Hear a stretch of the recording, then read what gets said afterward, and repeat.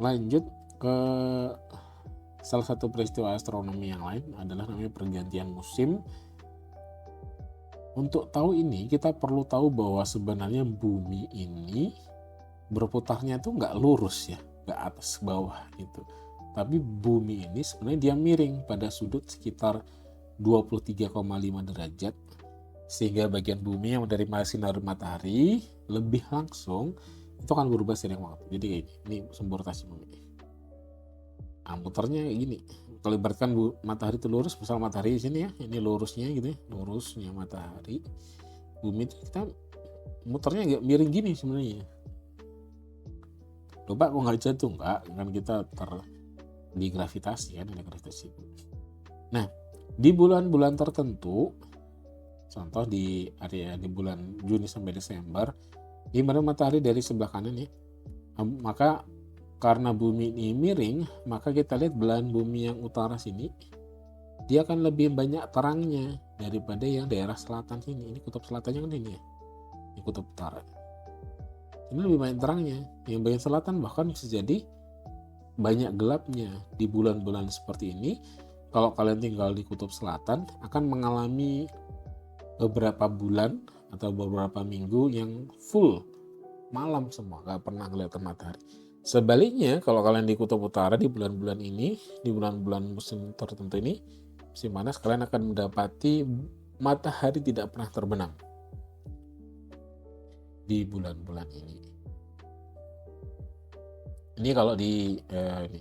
Sedangkan di kebalikannya, ketika bulan-bulan tertentu matahari misalnya gini, Santoni dari kiri, sekarang kebalikannya, yang selatan justru lebih banyak terangnya.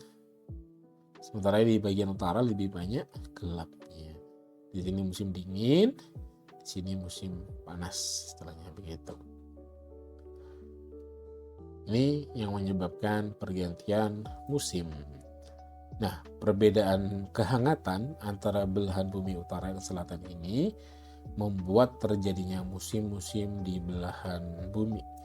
Oh iya, ini contohnya, ini salah satu yang kalau kita pakai perspektif orang di belahan bumi utara, ketika bulan-bulan tertentu, misalnya bulan November terjadi musim gugur di negara 4 musim ya, kita di Indonesia nggak mengenal 4 musim ini. Lalu di bulan sekitar ini musim dingin, bulan sekitar ini musim semi. Ini orang-orang di daerah belahan bumi utara, Eropa, Korea, Jepang, Amerika Serikat, dan seterusnya. Musim panas. Kalau belahan bumi selatan kayak Australia atau daerah Afrika Selatan dan seterusnya, justru terjadi adalah kebalikannya, atau daerah Chile, Peru dan seterusnya yang selatan khatulistiwa, yang terjadi adalah kebalikannya. Ini kalau contoh animasinya sebenarnya bagaimana bumi kita miring dibandingkan dengan mataharinya, dengan sinar matahari di bulan-bulan tertentu. Ini contoh animasinya. Nih kita punya bumi di bulan-bulan tertentu, gitu. Sumbu bumi berputar, cuma putarnya kita tuh nggak pas gitu tadi ya. Nah, ini bulan-bulan tertentu di bagian selatan yang terkena matahari lebih banyak, yang utaranya lebih banyak dinginnya, sehingga terjadinya musim dingin di atas di bawah musim panas.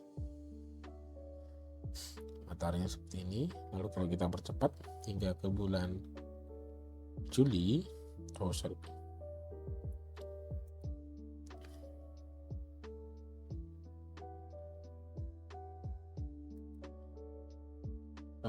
kalau kita percepat hingga bulan-bulan ini, bulan-bulan April ini sama nih, atas sama bawah. Nah, lalu berputar.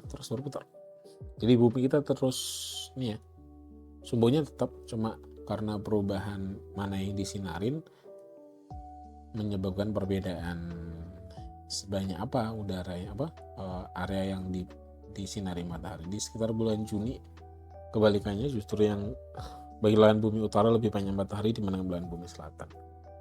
Oke, ini terkait pergantian musim.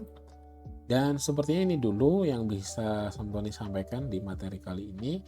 Kalau kalian ada pertanyaan, silakan tulis pertanyaan dengan bahasa yang baik ya. Tulis di kolom komentar, dan ingat jangan lupa subscribe Sekian dulu, terima kasih sudah nonton. See you, bye-bye.